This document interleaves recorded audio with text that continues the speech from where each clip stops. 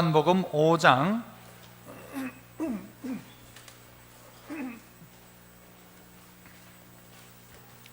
요한복음 5장 1절부터 9절까지 말씀입니다. 요한복음 5장 1절로 9절, 제가 1절 먼저 읽습니다. 그 후에 유대인의 명절이 되어 예수께서 예루살렘에 올라가시니라.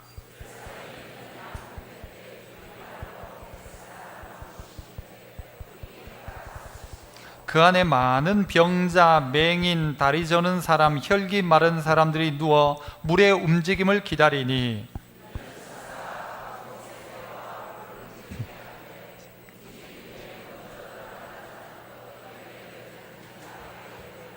거기 38해 된 병자가 있더라.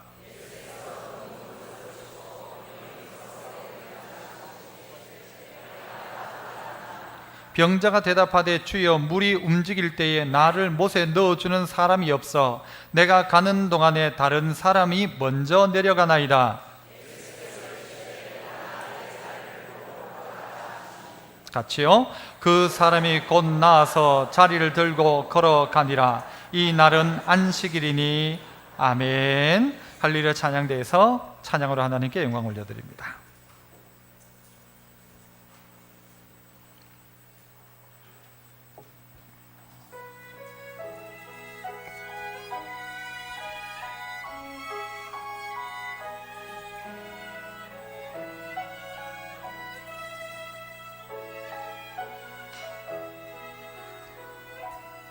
오늘 숨을 쉬는 것 감사,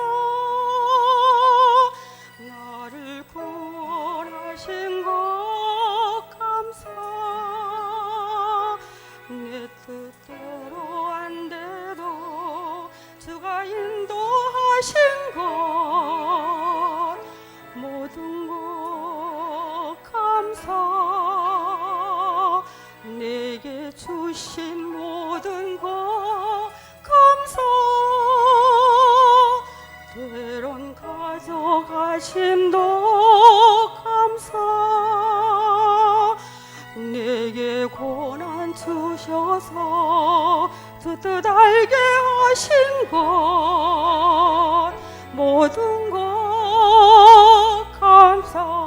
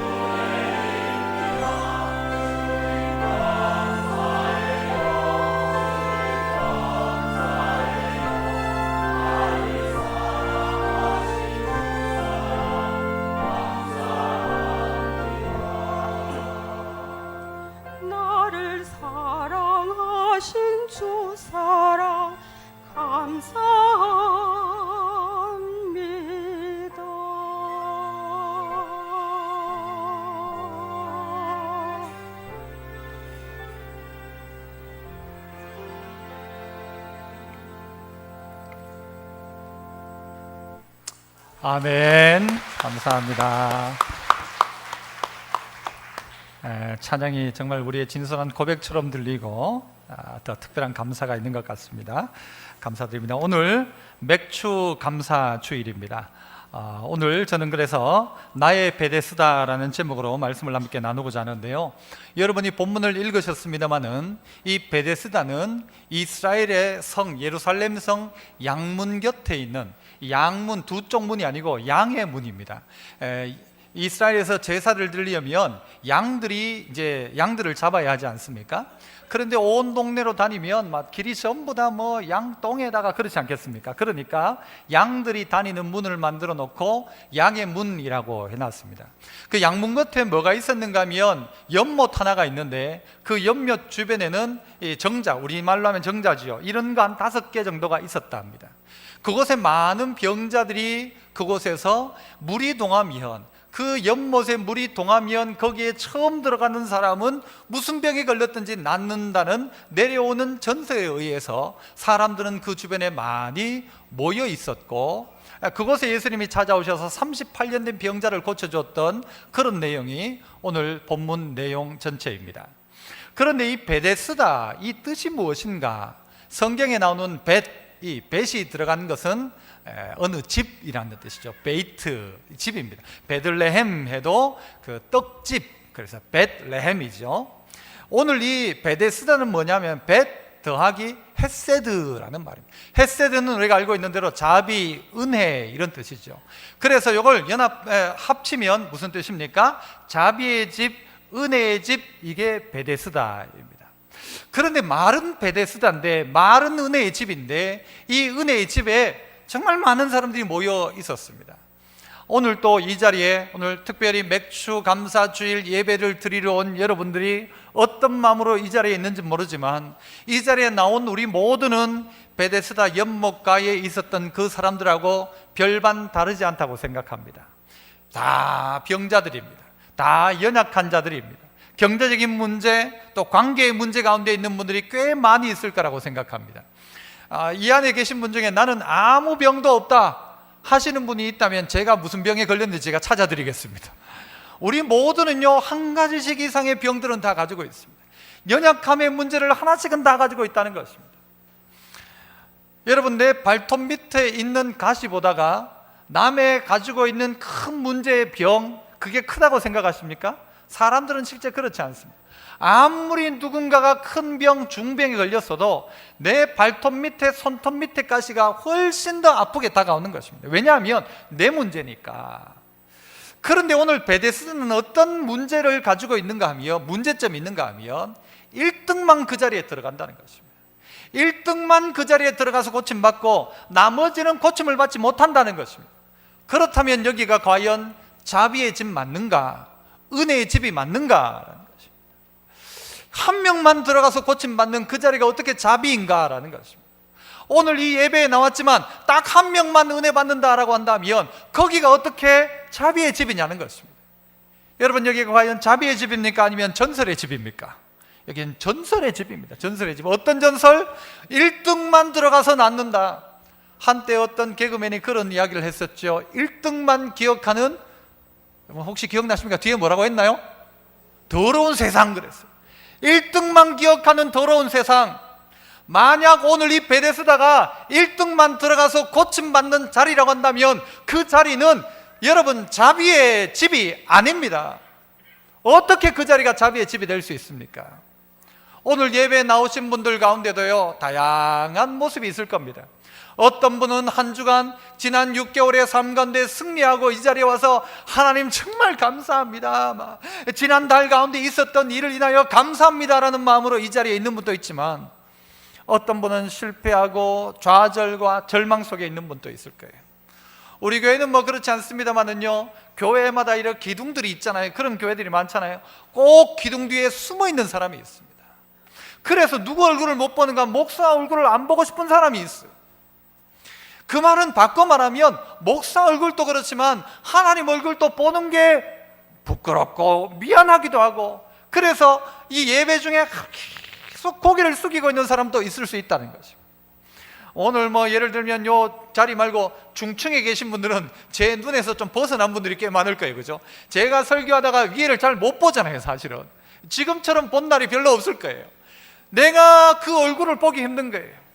하나님 앞에서도 막상 그 앞에 못 나가는 거예요. 1등한 사람들은 벌떡벌떡 일어나서 앞으로 나갈 수 있을지 몰라도 그 앞에 나가지 못하는 사람들이 꽤 많이 있다는 겁니다. 그런데 교회에 오니까 교회도 1등만 원하는 거예요. 1등하면 그는 은혜를 주고 1등 아니면 은혜를 안 준다면 그 자리가 어떻게 은혜의 자리가 될 수 있습니까? 그래서 오늘 이 베데스다는 사실 상당히 역설적인 거예요. 은혜의 집임에도 불구하고 은혜가 없어요. 어떤 분은 그런 이야기 하죠. 칼국수에 뭐가 없어요? 칼이 없어요. 칼이 없어. 빈대떡에 뭐가 없어요? 빈대가 없어요. 그런데 그것보다 더 심각한 건 은혜의 집에 은혜가 없다는 거예요. 베데스다에 자비가 없다는 거예요. 그게 어떻게 자비입니까? 1등만 고침받는다, 그게 어떻게 자비입니까? 눈을 감히 얼굴을 들지 못하면서 세리와 같이 나는 죄인입니다 하고 정말 말할 수 없는 탄식으로 기도하는 그 세리의 기도를 하나님 받으셨지, 1등이 드리는 기도, 바리새인의 기도를 하나님 받지 않았다는 것입니다. 주님 우리에게 뭐라고 말씀하세요? 목마른 자 와라, 배고픈 자 와라, 다 와라, 와서 사 먹되 값없이 와서 포도주와 젖을 사 먹어라. 모두를 다 부르고 있단 말입니다. 특별히 누구를 부르고 있는가? 주님은 의인을 찾으러 온 것이 아니요 죄인을 찾아 구원하기 위해 오셨다고 했어요. 병든 자에게라야 의원이 쓸 데가 있는 것입니다. 오늘 예수님 누구 찾아오셨는가? 병든 자 찾아오셨고 의인이 아니라 죄인을 찾아오셨단 말입니다. 1등을 찾으러 온 것이 아니라 꼴찌를 찾으러 왔단 말입니다. 오늘 우리들도 어찌 보면 1등 아닙니다. 그렇잖아요. 우리 교회에서 한 명만 구원받는다면 누가 받을 것 같아요, 여러분?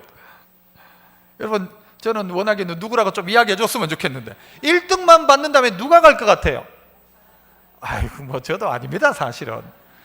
여러분 각자 스스로 1등이라고 생각하십니까? 1등을 만들어내야 되는 교회라고 한다면 나머지는 전부 1등 아니죠. 전부 패배죠. 하나님이 1등을 찾기 위해서 베데스다를 만들어 놓았는가? 아니라는 것입니다. 그러면 거기는 자비의 집이 아니에요. 그런데 우리는 이 교회마저도 1등을 원할지 모릅니다. 1등 그래요. 예전에 기도원에 가보면요, 어떤 일이 있어요? 한참 기도원에 사람들이 많이 갈 때 여러분 기도원들 좀 가셔야 돼요. 옛날에 어떻게 해요? 한 사람이 요 자리 딱 맞고는 옆에 어떻게 놔요? 가방 놔두고 신발 놔두고 물병 놔두고 성경책 놔두고 옆에 뚝 누구 오면 자리 다 맡아놨어. 제일 앞자리 가면 은혜를 받는다는 거예요. 맞죠? 그런 열심히 있어야 되죠. 그런데 앞자리만 은혜를 받는다고 따지면, 앞자리에만 은혜가 있다고 한다면, 1등에만 은혜가 있다고 한다면 저 뒤에 끌려온 사람은, 예수 잡으러 가다가 다메섹 도상에서 네가 왜 나를 핍박하느냐고 했던 바울은 어떻게 그에게 은혜가 임한 거예요? 오늘 하나님의 은혜는 1등이 아니란 말입니다. 어떨 땐 꼴찌 말이에요. 38년 동안 병들어 있는 그에게 도리어 하나님의 은혜가 임하지 않았습니까? 오늘 이 예배가 어떤 예배가 되어야 되는가? 꼴찌에게 임하는 하나님의 은혜. 오늘 예배에 오기 싫었는데 어쩌다가 앉아있는데 이 자리에 임하는 하나님의 은혜가 되어야 한다는 것입니다. 교회도 누가 인정받는가 하면요, 잘하는 사람 인정받죠.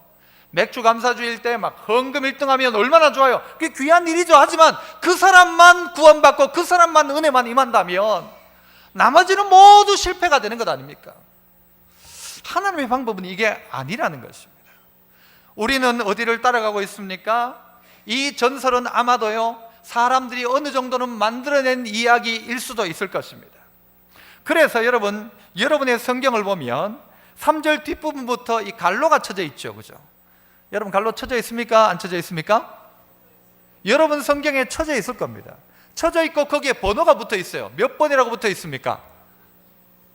여러분의 번호를 따라서 밑에 내려가면 뭐라고 쓰여져 있습니까? 뭐라고 쓰였어요? 어떤 사본에는 있다 없다? 없음이라고 쓰여있죠.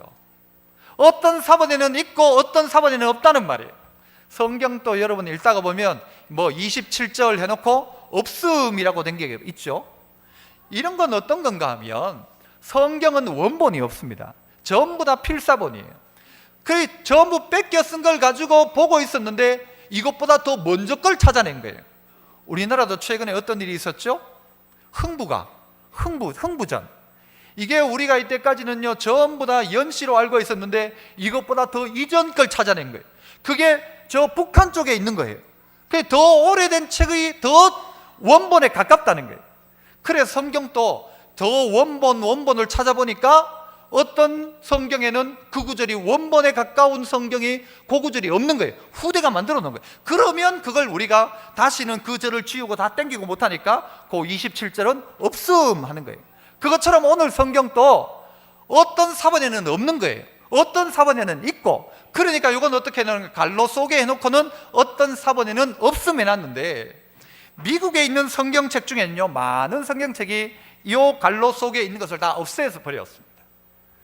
이것은 오늘 이 본문 전체의 맥락 속에도 이 베데스다가 정말 그런 자리라고 한다면 이건 하나님의 방법이 아니라는 것이죠. 어떻게 1등만 고침을 받느냐는 거예요. 어떻게 잘난 사람만 고침 받느냐는 거예요. 생각해 보세요. 여러분 1등만 고침 받는다면 누가 고침 받을까요? 오늘 성경 본문에는 많은 병자, 맹인, 다리 저는 사람, 혈기 마른 사람들이 있었어요. 어떤 환자가 1등으로 달려가서 물이 동할 때 그 물속에 다이빙을 할 수 있을까요? 어떤 환자일까요? 제가 보기엔요 어떤 환자인가 하면 무좀 환자, 그죠? 피부병 환자, 이런 사람은 두 다리 멀쩡하니까 뛰어갈 수 있을 거예요. 눈 멀쩡한 사람이 물 통하는 걸 봤겠죠. 그러나 오늘 소경들은 보지 못해요. 봤다 손 치더라도 다리 저는 사람 그 물에 뛰어 들어가지 못하는 거예요. 혈기 마른 사람 누워있는데 어떻게 그 물에 뛰어 들어갈 수가 있어요? 다 불가능하다는 것입니다. 그래서 도리어 이 베데스다가 어떤 자리가 되었는가? 경쟁 대상이 된 거예요. 도움의 대상이 아니라 평소에는 동병상련이에요. 아이고 어디 아프세요? 아이고 아줌마는 어디가 아파서 왔어요? 병원 가면 우리 그러잖아요. 옆 사람한테 막 이야기, 어디가 아파서 왔어요? 어디가 아파? 난 여기가 아픈데. 그래 어쨌어요? 어디가 좋아요? 의사 좋아요? 그런 이야기 하잖아요. 둘이 서로 막 같이 막 아파하잖아요. 그런데 물이 동하는 순간 어떻게 해요? 난리가 나는 거예요. 이제는 방금 전까지는 아이고 안 됐다 해놓고는 물만 동하면 어떻게 해요? 먼저 뛰어 들어가야 되는 거예요. 남편과 아내가 둘 다 있었어요. 누가 먼저 들어가야 될까요? 누가 먼저 들어가야 돼요? 남편이 먼저 들어가야지. 남편이. 아내가 먼저 들어가야 돼요? 각자가 다 경쟁 상대인 거예요. 내가 고치려면 내가 먼저 들어가야 되는 거예요. 다른 사람의 아픔 상관없어. 내가 가지고 있는 나의 아픔, 이게 제일 크다고 느끼는 거예요. 어떻게 베데스다가 그렇게 되었습니까? 베데스다 은혜의 자리, 자비의 자리가 어떻게 경쟁의 자리가 된 것이죠? 교회가 마치 그렇게 되었다고 한다면 문제 있는 것 아닙니까? 여자분들을 대상으로 이렇게 이야기하는 유머가 있더라고요. 여자들 중에서 누가 더 세냐, 누가 더 그러니까 더 힘 있냐, 대우받느냐. 똑똑한 여자가 있습니다만 똑똑한 여자가 학교 다닐 때 대우받으면 똑똑한 여자보다 더 센 사람이 누굴까요? 예쁜 여자랍니다. 예쁜 여자. 똑똑한 여자보다가는요 아무리 똑똑해도 예쁜 여자가 훨씬 세대요. 아이고 암만 똑똑해봐라 안 예쁘면 안 된다는 거예요. 요즘 세태겠죠? 여러분 할렐루야입니까? 아니면 기분 나쁩니까? 갑자기 똑똑한 여자보다가는 이쁜 여자래요. 이쁜 여자보다가는 누가 난지 아세요? 남편 잘 만난 여자랍니다. 아무리 이뻐도요 남편 잘못 만나가지고 고생하고 이러면요 남편 잘 만난 여자가 훨씬 더 유세를 한대요. 남편 잘 만난 여자보다 더 유세하는 여자가 어떤 여자인지 아세요? 자식 잘 둔 여자랍니다. 자식 잘 둔 여자. 남편 아무리 좋아도 자식이 나중에 속썩이고 하면요 그 여자는 밖에 나가서 말도 못하는 거예요. 무슨 이야기입니까? 1등 하려고 하면요 1등 할 방법이 없다는 겁니다.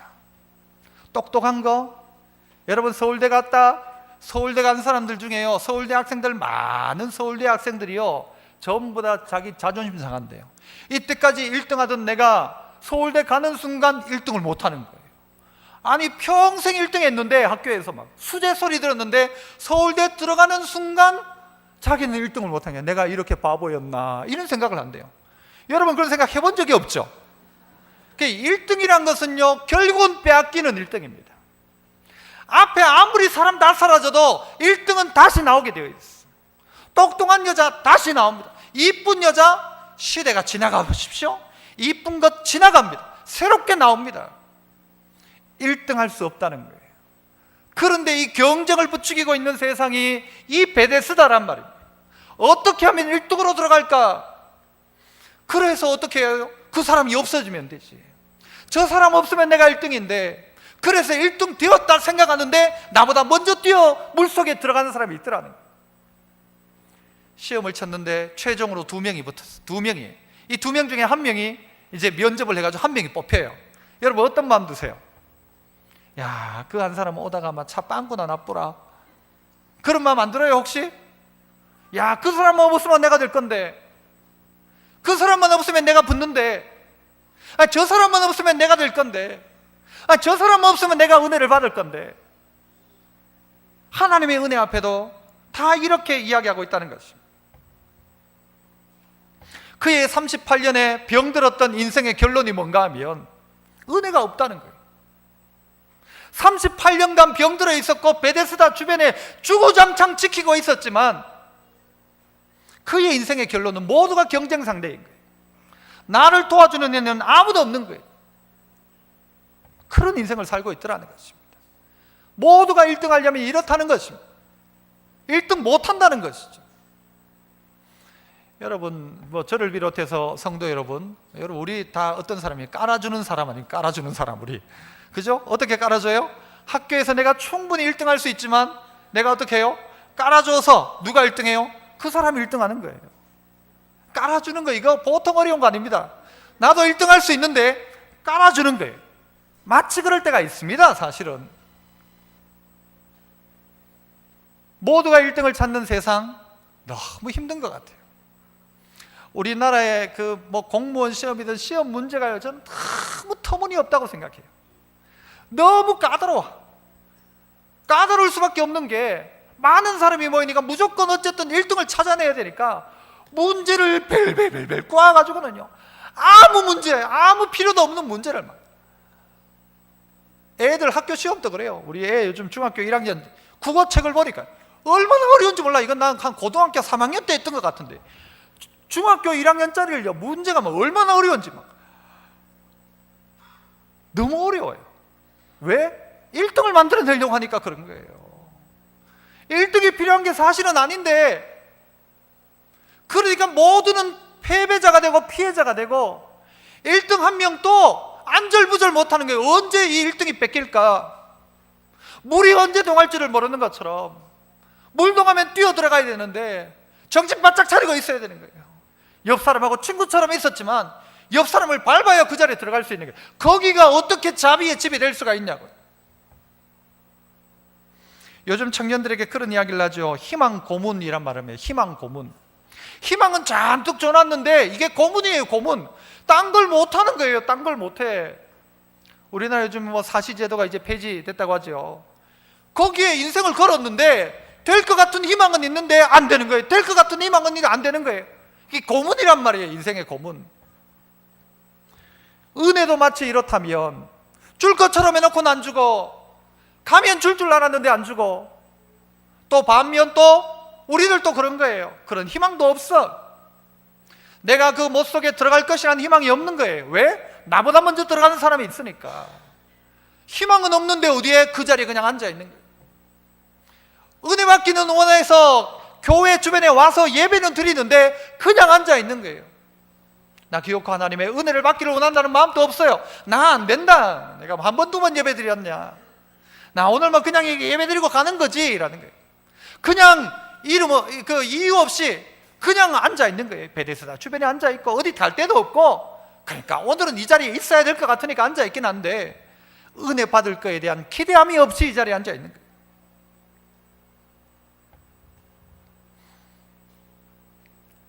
주님이 이 38년 된 병자에게 찾아오셨어요. 찾아오셔서 물으시죠. 뭐라고 물으십니까? 네가 낫고자 하느냐 물으세요. 네가 낫고자 하느냐. 그 물음에 이 38년 된 병자는 뭐라고 대답합니까? 우리 7절을 한번 읽어볼까요? 7절. 같이 한번 읽어봅니다. 7절 시작.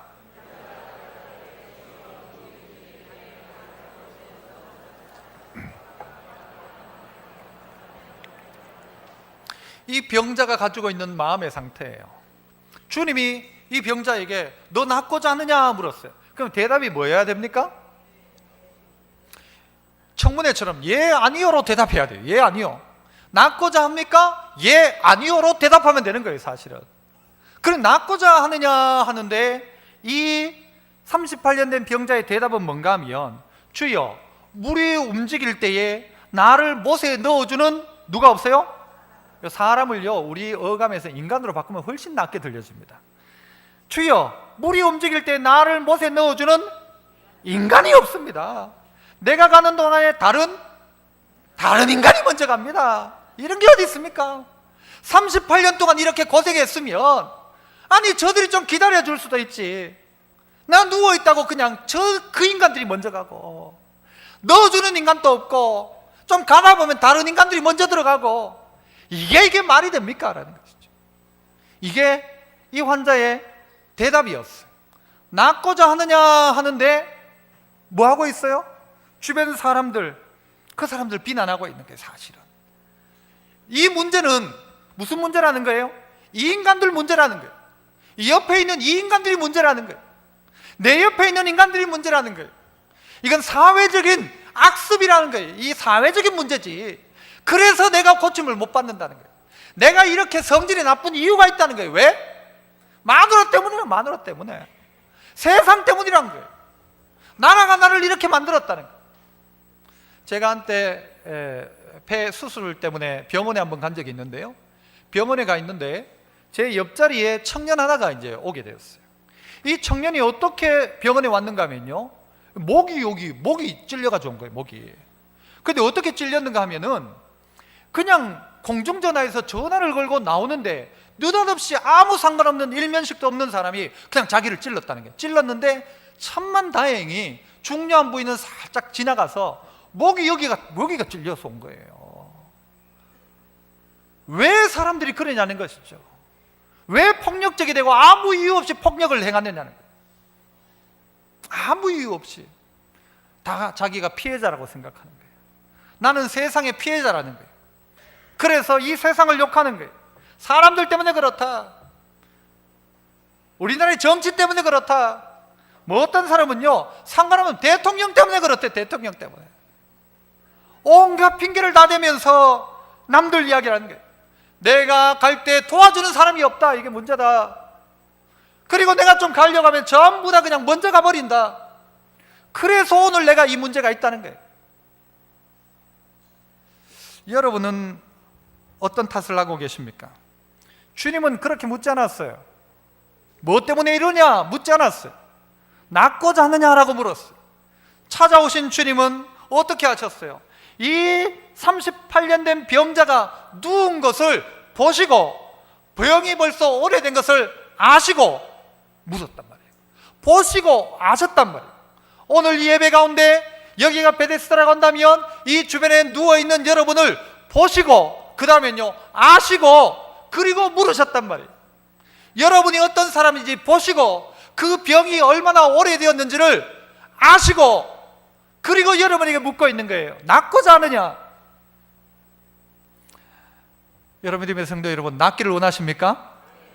나아야죠. 고쳐져야 되죠. 회복돼야 되죠. 그런데 낫고자 하느냐 묻는데 뭐라고 대답하는가 하면 전부 동문서답하고 있는 거예요. 그런 이야기를 드린 적이 있죠. 거지 한 명이 있었어요. 이 거지 한 명에게 하나님이 딱 나타나셔가지고 내가 너한테 뭐 해줄 거라고 물었어요. 그러자 이 거지가 뭐라고 대답하는가 하면요, 이 깡통이 보니까 늘 밥을 닿는데 이게 더러운 거예요. 그 녹도 쓸고, 그러니까 이 깡통을 스텐 깡통으로 바꿔주십시오 했다는 거예요. 스텐 깡통으로. 말이 됩니까? 스텐 깡통 바꿔놓으면 괜찮을까요? 스텐 깡통 말고 본 밥통으로 바꿔주십시오. 본 되는 거 락앤락으로 바꿔주십시오. 여러분 그렇게 하고 있단 말이에요. 우리가 하나님은 그 거지를 바꾸기를 원하시는데 거지는 뭘 바꾸기를 원하는? 깡통을 바꾸기를 원하는 거예요. 주님은 오늘 그를 고쳐주기를 원하는데, 이 거지는, 오늘 이 38년 된 병자는 뭐라고 하는가 하면, 나를 안 넣어주는 인간들이 있다는 거예요. 그 인간들 때문에 내가 이렇다는 거예요. 여러분, 이건 전혀 다른 차원의 이야기인 것입니다. 여러분은 무엇을 원하십니까? 하나님, 나를 들어다가 저 물에 풍덩 던져주십시오, 1등점 되게 해주십시오, 그렇게 이야기하고 있지 않습니까? 나도 한번 1등 한번 해봅시다, 그렇게 하고 있지 않습니까? 오늘 주님은 좀 더 근본적인 이야기를 하고 있는 거예요. 오늘 예수님은 사실 이 베데스다 못에 대해서는 별 관심이 없습니다. 그렇지 않습니까? 예수님이 이 베데스다 연못이 정말 이게 기적의 자리라면 예수님이 어떻게 해야 맞아요? 예수님이 그 옆에 이 환자를 끌고 가가지고는 어떻게, 천사 보고 자 시작, 지금 동하게 해라, 천사 시작 하고는 이 환자를 어떻게 발로 뻥 차가지고 물에 빠뜨려야 될 거예요, 빨리 1번으로. 그렇게 안 할 것 같으면 시간마다 물을 동하게 하든가, 그죠? 매일매일 동하게 하든가. 그런데 이 물은 가끔 동하는 거예요. 이 베데스다 연못이 답이었다면 예수님도 그를 물에다 넣어줘야 될 거예요. 그런데 예수님은 그렇게 하지 않더란 말이에요. 이 38년 된 병자는 끝까지 그 문제를 어떻게 해결하려고 하는가? 내가 물에 들어가야만 고침받는다는 거예요. 물에 들어가야만. 그런데 나는 고침 못 받는다는 거예요. 왜? 물에 넣어주는 사람 없고 내가 갈 때 다른 사람 먼저 가니까 나는 안 된다는 거예요. 안 되는 줄 알면서도 그 자리에 있는 거예요. 주님은 그에게 좀 더 근본적인 문제를 묻는 거예요. 너 낫고자 하냐라는 거예요. 바꿔 말하면 너 정말 구원을 원하느냐라는 거예요. 오늘 이 예배 자리에 왔지만 이게 취미가 아니라면 너 정말 낫기를 원하냐? 이 질문을 우리에게 하고 있는, 근본적인 질문을 하고 있는 거예요. 이게 깡통 바꾸는 문제가 아니란 말이에요, 예수 믿는다는 게. 그런데 자꾸 깡통 바꾸자는 거예요. 나는 물의 동함을 기다리는가? 넣어줄 사람을 기다리고 있는가? 자신을 살펴봐야 돼요. 나는 지금 뭘 기다리고 있는가? 물 동할 때를 기다리고 있는가? 나는 아니면 넣어줄 사람을 기다리고 있는가? 이게 답이 아니라는 것입니다. 여러분은 1등 못합니다. 그 자리에서는 1등 할 수가 없어요. 다른 사람이 자꾸 먼저 와요. 그래서 우리의 결론은 뭐가 되어야 되는가? 이 결론 한번 따라해 봅시다. 나의 베데스다는 예수 그리스도이시다. 나의 진짜 베데스다는 연못이 아니라 예수 그리스도가 자비의 집, 은혜의 집입니다. 그래서 누구를 만나야 되는가? 예수님을 만나는 것입니다. 그 예수님 뭐라고 이야기하세요? 8절과 9절 우리 같이 한번 읽어봅시다. 8절 9절 같이 시작.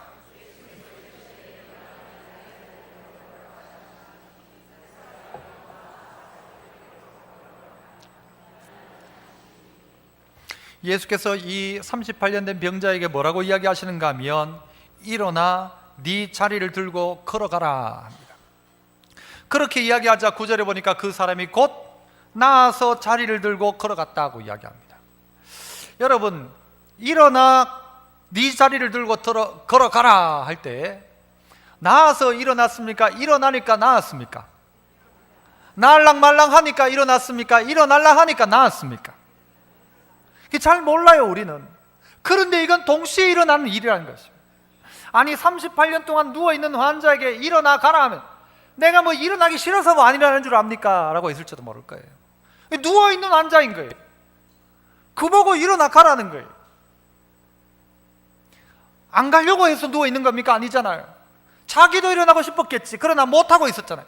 그런데 이 말씀 속에 이 두 가지가 같이 마치 스파크가 딱 일어나듯이 일어나 가라 할 때 이에게는 어떤 마음이 생기냐? 일어나고자 하는 마음이 생긴 거예요. 일어난 거예요. 여기에서부터 시작하는 것입니다. 한 아이가 다리를 막 떠는 거예요. 엄마가 야, 니 왜 다리를 떠냐? 애가 말하기를 멈출 수가 없다는 거예요.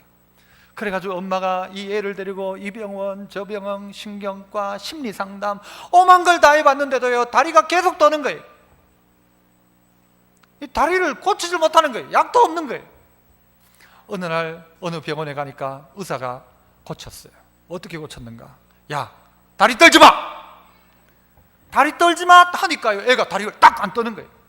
이때까지 우리는요, 전부 어떻게 이야기하는가 하면 네가 어렸을 때 밥을 잘못 못 먹어서 다리를 떤다, 네가 마음에 뭔가 불안함이 있어서 떤다, 이건 유전적이다, 너가 아버지도 떨었다, 막 이러면서 오만 다른 이유를 찾는데, 그걸 해결하는 방법은 뭔가 하면요, 떨지 마라고 하는 거예요. 떨지 마. 그러면 안 떠는 겁니다. 의외로 간단한 것입니다.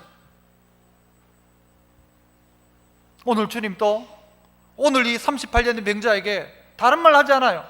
네 병의 원인이 뭐냐, 네 그 언제부터 그랬냐, 뭐 그 증상은 어떠냐, 밥은 먹냐, 소화는 되냐, 다리에 힘은 있냐, 안 물었어요. 딱 하나, 뭐라고 말씀하세요? 일어나, 네 자리를 들고 걸어가라. 여러분, 이게 38년 동안 병들었던 그의 38년의 삶이 해결하지 못했던 단 한마디의 말, 예수 그리스도의 한마디 말씀, 이게 그 38년을 제대로 된 결론으로, 기적으로 바꾸는 말씀이었다는 것입니다. 38년 동안 아팠다, 이것으로 그가 해결되지 않습니다. 38년 아팠으니까 이제는 고칠 때가 되었다, 천만에요. 38년 아팠으면 계속 더 아플 겁니다. 해결하는 방법은 이 38년의 결론이 아니라 예수 그리스도의 말씀이라는 것입니다. 그 한마디의 말씀 앞에 순종할 때 이것이 기적의 역사로 나타난 것입니다. 그것 아닙니까? 내 인생의 결론이 뭐가 되어야 되는가? 이 말씀이라는 것입니다. 38년의 결론이 뭐냐? 한마디의 말씀으로 그 38년을 전체를 뒤엎어버릴 수 있는 것입니다. 내가 교회 생활을 30년, 40년, 50년 했다, 이것보다 더 중요한 것은 한순간 한 번의 하나님의 말씀 앞에 내 인생을 걸기 시작할 때 여기에 결론이 나는 거예요. 이게 결론인 거예요. 이게 결론. 오늘 맥추절입니다. 어떤 사람은 맥추 감사하니까, 여러분 맥추 뭐예요? 보리잖아요. 보리 추수하고 감사하는 거잖아요. 맥추 감사, 난 보리 본 적도 없고 보리를 잘 먹지도 않고, 뭐 맥주 감사는 몰라도 맥추 감사는 모르겠다는 분도 있더라고요. 맥주는 알겠는데 맥추는 뭐냐? 그런데 여러분, 이 맥추절이라는 게 어떤 의미가 있는 것입니까? 우리가 보리 농사도 안 짓는데 무슨 맥추 감사절이에요? 여러분, 보리 농사 짓는 분 있습니까? 나는 늘 보리밥 먹는다, 그러면 감사해야 될까요? 안 먹으면 감사 안 하고? 이 맥추절이 가지고 있는 의미는, 맥추절을 다른 말로 뭐라고도 부릅니까? 7.7절이라고도 불러요. 왜 7.7절입니까? 6월절이 지나고 7 곱하기 7이 되어지는 날인 것입니다. 그러니까 50일째 되어지는 날을 가지고 7.7절이라고도 이야기하고, 이것을 신약에는 뭐라고 합니까? 그래서 오순절이라고 이야기합니다. 오순절. 그래서 실제 맥추절은 언젠가 하면요, 성령 강림절이 맥추절입니다. 그런데 우리는 지금 7월 첫 주를, 그래도 추수 뭐 이런 걸 감안해서 7월 첫 주에 우리 교회들이, 한국에 있는 교회들이 맥추니까 그래도 이렇게 맞춰서 7월 첫 주에 하자라고 맥추 감사절을 지키지만, 맥추절은 성령 강림절인 것입니다. 오순절인 것입니다. 우리의 인생에 주신 최고의 해답, 베데스다는 누구냐? 예수 그리스도입니다. 그 예수 그리스도께서 주신 최고의 선물, 첫 열매가 뭐냐? 성령의 열매인 것, 성령인 것입니다. 그래서 그들이 오순절날 어떻게 해요? 성령을 선물로 받는 것입니다. 그래서 그날이 우리에게는요, 베데스다의 날이 되는 것입니다. 은혜의 날, 자비의 날이 되는 것입니다. 하나님이 1등한 사람에게만 은혜를 주신다 하면요, 여러분 120문도가 오순절에 성령 주시기를 기도하면서 거기서 간절히 기도할 때에 어떻게 하셨어요? 성령이 어떻게 임했어요? 1등, 소리 제일 크게 지른 사람에게 임했다? 그랬어요? 아니에요. 그러면 그 자리에 헌금 제일 많이 한 사람에게 임했다? 아니에요. 누구에게 성령이 임했습니까? 그 자리에 있는 모든 이에게 어떻게 임했어요? 단체로 임했어요? 아니에요. 각자 위에 임했다고 해서, 각자 위에, 각 사람 위에. 그 120명 중에서도요, 신앙생활 좀 더 잘하는 사람, 못하는 사람 있었겠죠. 더 헌금 많이 한 사람, 적게 한 사람 있었겠죠. 그러나 성령은요, 그들 위에 동시에 각자 위에 불의 혀가 갈라지는 것 같은 그런 역사가 각자 위에 임하였다는 것입니다. 1등만이 아니란 말이에요. 모두에게 주시는 거예요. 하나님이 야 니한테 줘서 남한테 줄 게 없다, 아니에요. 모두 니에게 주고 싶다는 게, 그래서 누구를 주셨어요? 성령을 주셨다는 거예요. 우리에게 무슨 이야기입니까? 예수님이 육신을 했을 땐요, 베드로하고 이야기할 때는 저 요한하고는 이야기 못해요. 베드로 만나는 자리에서 저쪽에 있는 그 사람과 이야기 못해요. 왜? 육신을 입고 예수님이 오셨으니까. 그러나 오순절 성령 강림을 통해서 어떻게 하세요? 각자 위에 임하는 거예요. 오늘 예배드리지만요, 몇 사람이 아니라 모두에게, 그 각자에게 성령이 임하시는 거예요. 각자에게 말씀하시는 거예요. 그러므로 우리가 어떻게 하기 시작하는 거예요? 38년 된 내 병을 자랑하지 말고, 내가 베데스다 곁에서 몇십 년을 보냈다 자랑하지 말고, 우리가 해야 될 것은 무엇인가 하면요, 찾아오신 주님 앞에 그 한마디의 말에 순종하기 시작. 일어나 들고 가라면 일어나는 거예요. 나는 원래 못 일어나. 그런데 일어나는 거예요. 그 일어난 거예요.